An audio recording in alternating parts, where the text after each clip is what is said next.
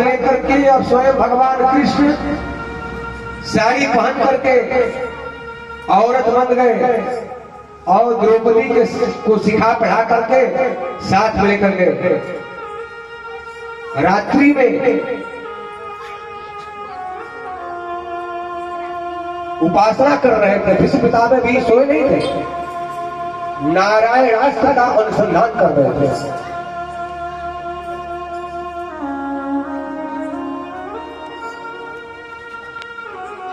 नारायण आस्था उनके हाथ में आ गया, अत्यंत प्रसन्न हुए, बोले कल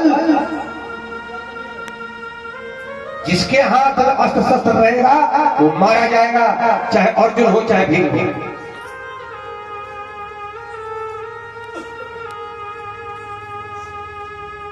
तो भगवान कृष्ण ने समझा दिया था। द्रौपदी गई और जाकर के भीष्म पितामह के चरणों में गिर कर रोने लगे। पितामह भीष्म ने कहा, घूंघट निकाली है। पिता भीष्म ने कहा, बेटी उठो, क्यों रो रही हो, उठो।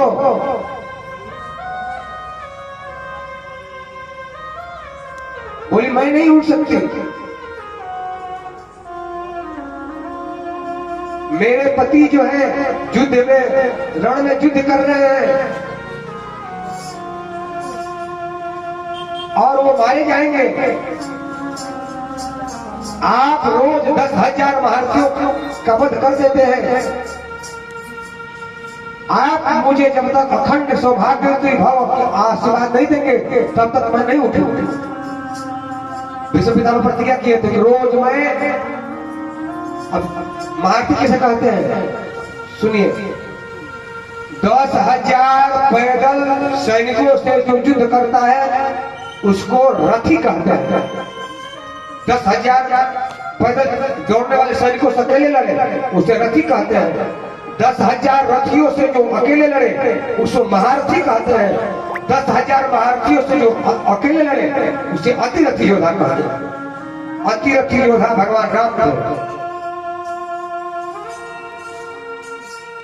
महारथी भीष्म पितामह थे, महारथी अर्जुन थे, महारथी कर्ण थे। तो उन्होंने कहा कि मैं 10,000 महारथियों को रोज मारूंगा। उन्होंने कहा कि आप 10,000 महारथियों को मारते हैं, आप जब तक अखंड सौभाग्यवती भव नहीं कहेंगे तब तक मैं आपके चरणों को नहीं छोड़ूंगा। ये समझे कि कोई सैनिक की स्त्री होगी, अपने पति के सुहाग की रक्षा के लिए आई है। उन्होंने कहा अखंड सौभाग्यवती भव, तुम्हारा सुहाग अखंड हो जाएगा। अब ये कहना कि द्रौपदी चौने से उठ करके आंख पोंछ ली, इधर बाहर भगवान खिलखिला करके हंस पड़े। भगवान बाहर हंसे, समझ गए खेला हो गया। भीष्म पितामह ने कहा, कृष्ण तू अकेली आई हो? बोले नहीं नहीं, मेरी दासी आई है। भीष्म पितामह समझ चुके थे, बोले थोड़ी दासी को मैं भी दर्शन कर सकता हूँ क्या? तो गए तो भगवान घूंघट निकाले, मुस्कुरा रहे थे। बोले अरे अब भी तो घूंघट उठाओ, थोड़ा देखो ये नई नई दुल्हन कैसे। भगवान दुल्हन बने हुए। अब कांख को जानते क्या लिए थे?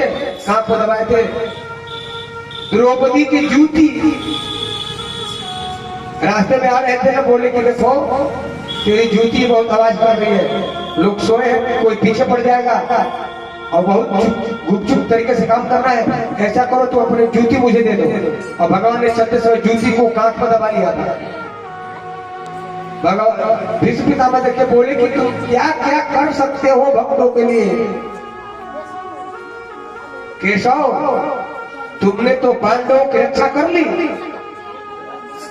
मैंने अखंड सौभाग्यवती भव कह दिया, तो मैं दुर्योधन के यहाँ झूठा हो गया।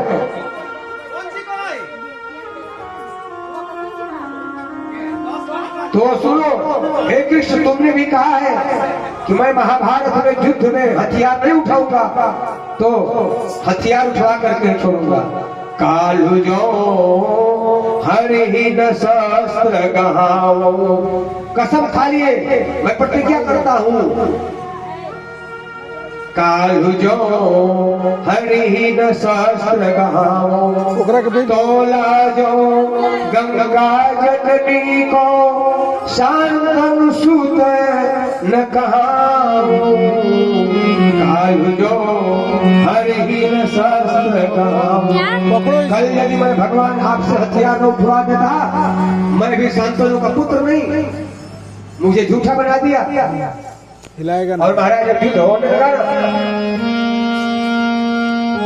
इतना भयानक युद्ध हुआ, इतना भयानक युद्ध हुआ कि अर्जुन पसीने पसीने हो गए, लथपथ हो गए, धनुष पर बाण चढ़ा नहीं पाते, हजारों बाण छोड़ देते।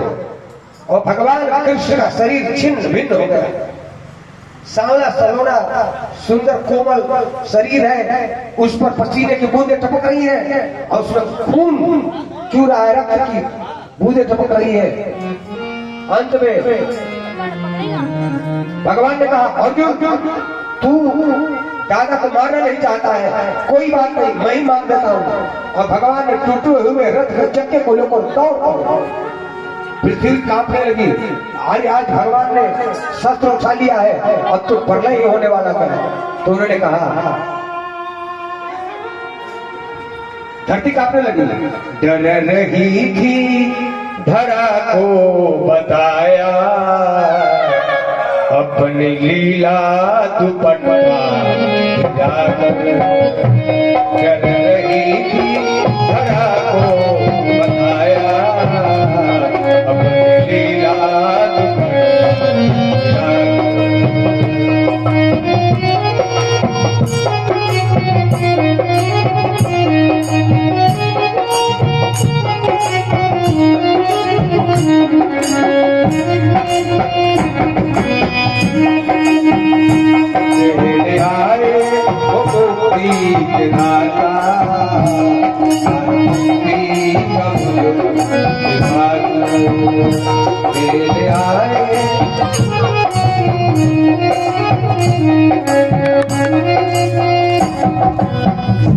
इसी बात को यहाँ पर कह रहे हैं भीष्म जी।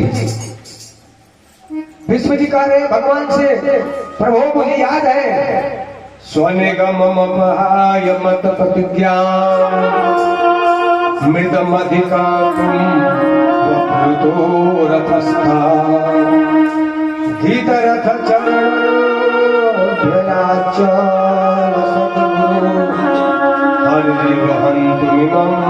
गतोत्तरीया। प्रभु उस समय क्रोध में होकर के आप दौड़े थे, जिस प्रकार हाथी पर सिंह झपट्टा मारता है, टूटे हुए रथ के चक्के को लेकर के।